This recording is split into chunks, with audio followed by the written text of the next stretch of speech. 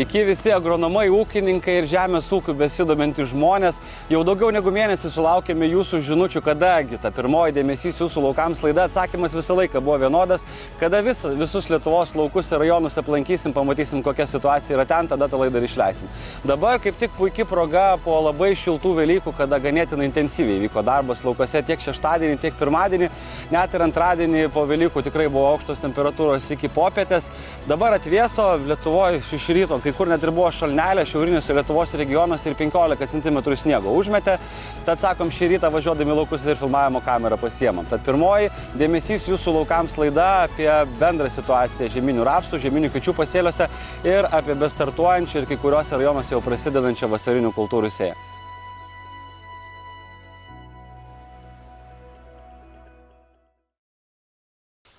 Žeminis rapsas. Lietuva, nors ir nėra labai didelė geografiškai, tačiau žeminis rapsas labai skirtingas. Ir tie 300 km labai keitė rudeninės jų augimo sąlygas.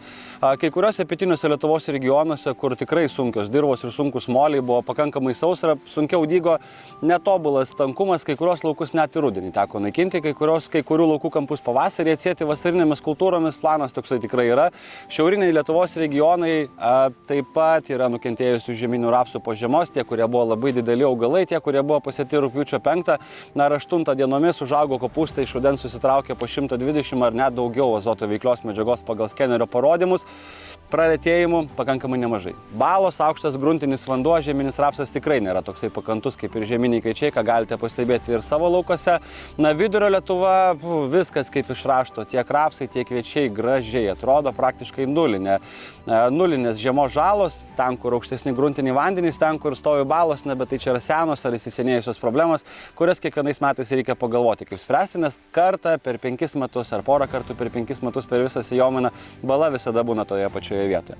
Na, viskas nuo ko prasidėjo? Nuo pakankamai ankstyvo tręšimo, žinoma, nuo tada, kada leido mums išvažiuoti į laukus ir pagal numatytus reikalavimus ir teisinius aktus, startavome su visomis trąšomis.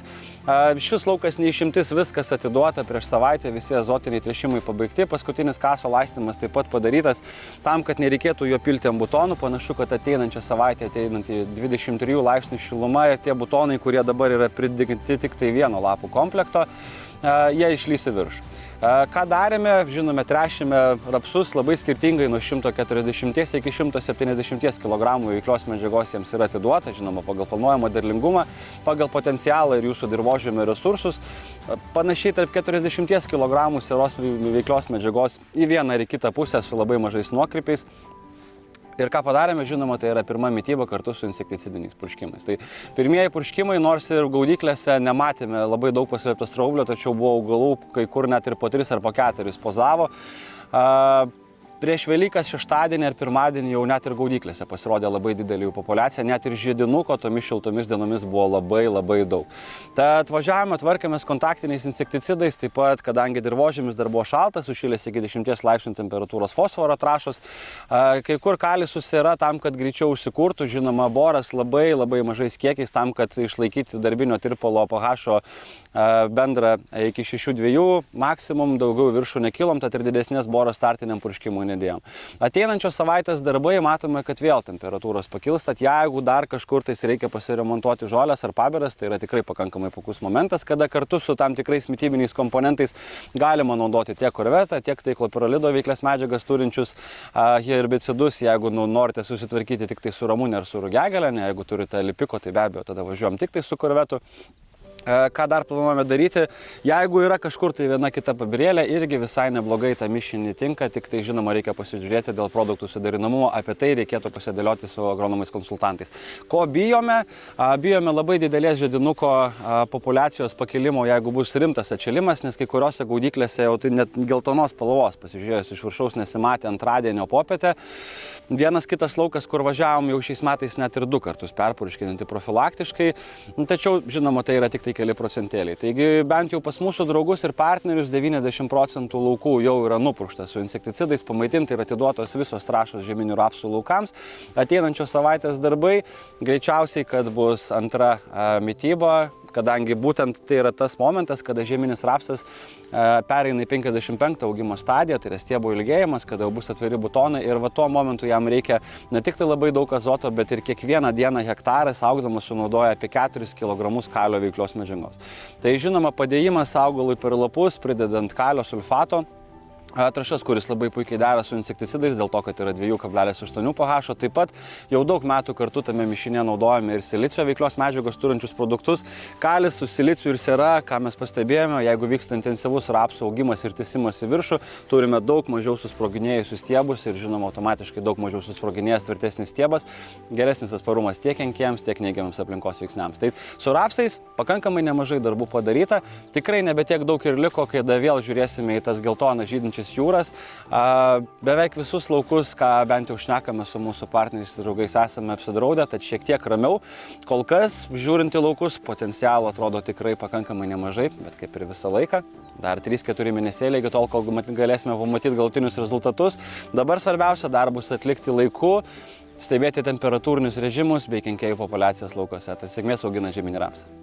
Žieminiai kviečiai, kaip atrodo dabar, tai yra atspindys to, ką darėme rudenį, sėjos laikas, teisingi terminai, gerai parinktas žemės dirbimas ir sėjos gilis. Jeigu teisingai sutvarkyta ta vieta, tai ir derliaus potencialas matosi ir šiai dienai. Pervažiavus per beveik visą Lietuvą ar per didžiosius jos rajonus, nuo pietų iki šiaurės, nuo vakarų iki rytų, kviečiai atrodo daug tolygiau negu žieminis rapsas. Na, problemos ten, kur sėjo pakankamai vėlai, ten sudygimas daug prastesnis, ten, kur trūko kritulių, kai kuriuose pietiniuose Lietuvos regionuose, ten ir tankumo dar šiai dienai nėra.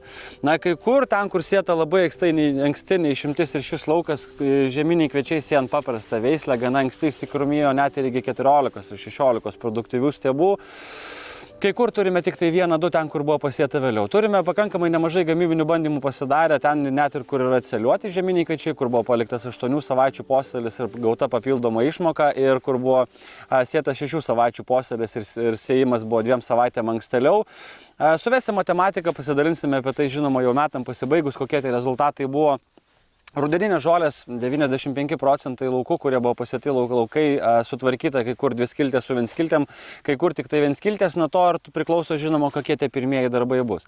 Na, be abejo, kitą savaitę ankstyvoji sėja, augimo reguliavimus ir šiais metais tikrai tai turėtų atkreipti dėmesį. Pakankamai didelis pasėlių tankumas, kada produktyvus stiebų potencialas skaičiuojamas 6,5 milijono net ir į viršų, kur sėta nuo 3,5 iki 4 milijonų iš rudens. Ganėtinai geras krūmijimosi koeficientas, tad augimo reguliavimai, žinoma, pagal veislės ir pagal terminus geriau 30 negu 31 stadija tam, kad labai gerai sustorintume ir sutvirtintume apačią, tada vėliau, žinoma, pagal tręšimus, pagal technologijas, tai pirmas augimo reguliavimas yra pats svarbiausias. Jeigu iš rudens netyčia nenusipurškite žolių, prie pirmo augimo reguliavimo bent jau 2 skiltės, kai kurios medžiagas, kurias galima maišyti, ten tribinronmetilas ar fluoroksipiras su fluorosulamu, derėtų prisidėti tam, kad tos piktžolės neperaugtų ir nenaudotų to azoto kiekio, kuris jau yra išbertas į žieminių kviečių laukus. Kokie pirmieji darbai, žinoma, startas atiduota panašiai skirtingose Lietuvos regionuose nuo 50, kai kur net iki 80 kg azoto veiklios medžiagos, ar biriomis, ar skistomis trąšomis kartu naudojant amonio tiosulfatą. Ten, kur sėra nepaduota skistoje formoje, taip pat prasibarstėme nuo 60 iki 80 kg amonio sulfato, na arba naudojame NSO, kurių šiais metais Lietuvoje ar 27,4 ar 24,7 turbūt yra gal 4 pasirinkimo variantai. Tai visokių tų skirtingų tręšimų, kas pasiteisins ant skistos ar birios, kiekvienais metais tai yra loterija. Daugiau mažiau idealiom sąlygom yra pakankamai panašu. Žinoma, kada klimatinės sąlygos sudėtingesnės, skistos trąšos turi šiokį tokį pranašumą, tačiau visada reikia atkreipti dėmesį, ar dirbant su skistomis trąšomis galėsime atlikti ir purškimus vienu metu, tada žinoma reikia turėti ir pakankamai nemažai technikos, kad tos darbus padaryti laiku. Tai ateinančios savaitės darbai, pirmasis augimo reguliavimas žieminių kviečių ankstyvojoje sėjoje. Na, vėlyvoje sėjoje kai kur darėme kaso net nelaistymus, o purškimus migliniais purštukais, pridedant tam tikrus komponentus, kad pamažintų nudeginimą. Esam pastebėję, kad tai paskatina žieminių kviečių krūmijimąsi ir ganėtinai neblogai. Savaitgalį buvo daug intensyvesnė žalia spalva, nuo temperatūrai nukritus iki 2 laipsnių užteko 1,5 paros, kad atsirastų ir šiokių tokių pašviesėjimų. Tai labai puikiai matyti šiandieną vidurio Lietuvoje, kur mes ir esame. Tad ką derėtų daryti, žinoma, pirmieji tręšimai atiduoti, tai jeigu tarp 50 ir 80 kg veiklios medžiagos, tai Iki 31 stadijos pagal BPCH skalę azotinių trąšų užtenka, pilnai išsimaitins, tada žinoma ta azoto kalio kreivė šauna į viršų, kad iš dirvos jie pradės imti daug maisto medžiagų, kada būtent prasidės stiebų ilgėjimo stadija. Tai pirmieji augimo reguliavimai, tada jeigu reikia herbicidinės korekcijos, na ir tada jau tas antrasis tręšimas, kažkur įtarpuotas, jeigu tai yra skystos trąšos, labai atkreipkite dėmesį į intervalus, ne kiek gali dienų praeiti po kaso iki herbicido, po augimo reguliatoriaus iki herbicido, kai kur 3, kai kur 5, na kai kur net ir 7 dienų intervalų reikia. Temperatūriniai režimai, fenoksai grupė 12 laipsnių, ne, visos druskos tikrai dėrėtų laikyti, jeigu dirbate su piroksulamu. Brodvėjus, Reksadė, Tombo, ta pati Avoksa, atkreipkite dėmesį į temperatūras, kad nebūtų naktį šalnų, pernai tikrai pakankamai nemažai matėme, jeigu temperatūros žemesnės, augalų augimas intensyvus, pabala vienai kitai dieneliai nuo piroksulamo veiklios medžiagos žieminiai kviečiai. Jeigu temperatūros pakankamai geros, problemų jokių neturėtų būti. Na, derliui kažkokios neigiamos įtakos nepastebėjome, bet žinoma, tas pabalimas porą dienų akiai nėra labai gražus. Tad visą laiką kiekvienas ūkis labai skiriasi, tiek sėjamosios, tiek visos technologijos, kurios jos naudojasi, tai prie jų reikia adaptuotis, labai atkreipkite dėmesį į darbų eiliškumus. Augimo reguliavimas yra būtent tas momentas, kad jeigu matome, kad jau turime 30, 31 ir ypač labai tankiose laukose, dėrėtų mesti visus darbus, mesti kaso laistymus ir važiuoti susitvarkyti apačią. Stipri apačia, tai labai puikus pamatas tam, kad mes jų neišsiguldytume, nes na, tiek piktžolėti laukai, tiek išguldyti laukai, nu, nelabai koksai variantas yra, ne, galintis tiek įtakoti labai neigiamai, tiek derliaus potencialą, tiek ir kokybinius parametrus. O šiemet tą kokybę tikrai manome, kad reikėtų spausti. Pakankamai nemažos žirklės tarp antros klasės, tarp ekstrinių grūdų, na, apie pašarinius iš vis turbūt net neverta šnekėti. Tai siekimybė šiais metais auginti aukštesnį baltymą, formuoti tam tikrus maisto medžiagų mišinius tam, kad augalas daug geriau savintų azotą iš dirvos. Pakankamai mažai dėmesio Lietuvoje skiriama geležiai, kurios šiaip dirvožėmėse kaip yra ganėtinai daug Lietuvos dirvožėmėse, tačiau pasižiūrėjus visų kitų mikroelementų, kiek reikia, net ir jos sudėjus geležies reikia 5 kartus daugiau.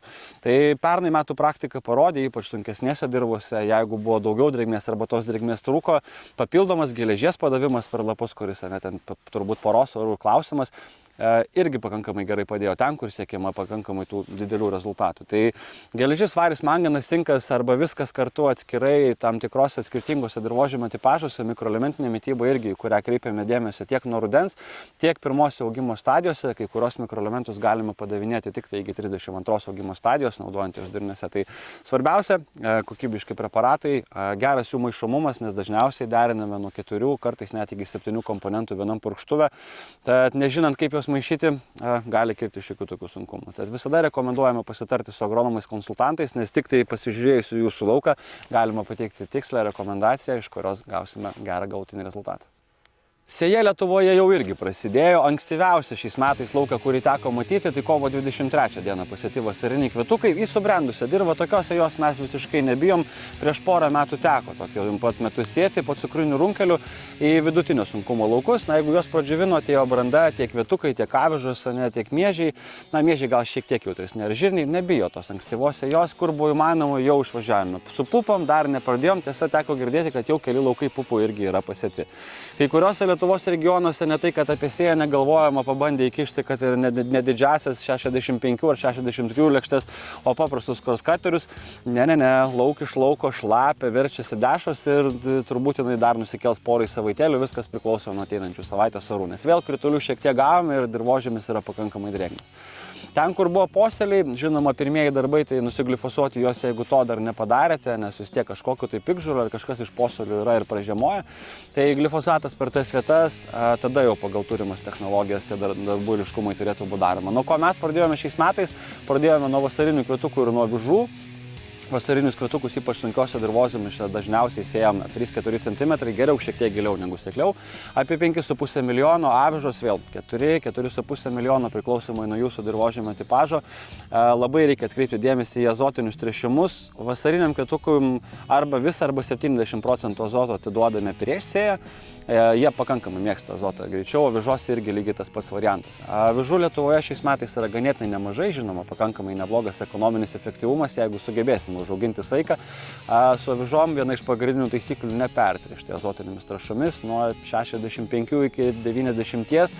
ten, kur labai aukštas potencialas, 100 ir 120 azoto, kad tekia yra daugiausiai matyti. Tai avižos ar vasariniai kvietukai jau pradės gultis į Lietuvos laukus ateinančią savaitę labai stipriai, žinoma, ir žirnius jie prasidėjo. Su pupom svarbiausias momentas, ypač sunkiose dirvožemiuose, tai yra branda, kad pupa ne tik tai žemė įsikištų 5 ar 7 cm, bet ir užsidengtų tvarkingai ir nebūtų taip, kad jau užmaukta dirva įkišam. Ten, kur pernai buvo pasėta į subrendusią dirvą ir 4 tonas pavyko prie sausros pasimti. Ten, kur sėja buvo nekokybiška, pasakot labai daug nereikia. 2,5-3 tonos visas derlius, prie tokio derlingumo buvusio matematikos jokios nėra, nebent sukauptas azotas ir geras priesalis ateinančiais metais. O šiais metais visą žiemą, ką mes ir darėme su savo partneriais, draugais, su kuriais dirbame Lietuvos laukose, tai skaičiavome labai stipriai ekonominius efektyvumus, ką dėrėtų daryti, ką reikėtų auginti, kokias technologijas taikyti ir būtent kas yra tas minimumas. Kada mes jau atsimsime visas savo investicijas, šiek tiek žinoma ir kainų jau yra pakankamai nemažai pafiksuota, bent jau ir šią dieną, ir rapsų kainos tikrai yra neblogos. Tai ką dėrėtų atkreipti dėmesį, sėjos giliai, kas 10, kas 15 hektarų tikrai, jeigu sėjate patys ar sėja kažkas iš jūsų darbuotojų, rekomenduokite sustoti, jam išlipti, pasižiūrėti, kaip atrodo tie laukai, kad turėtume gerą pasėlio tankumą, kad išsikrūmimą turėtume, nes jeigu tos vietos nesusižiūrėsime, galime purkšti, tręšti, kiek norim, tada nieko nebus. Tai svarbiausias pamatas geram galutiniam rezultatui yra kokybiška sėja, kokybiška sėkla ir vaikuoti.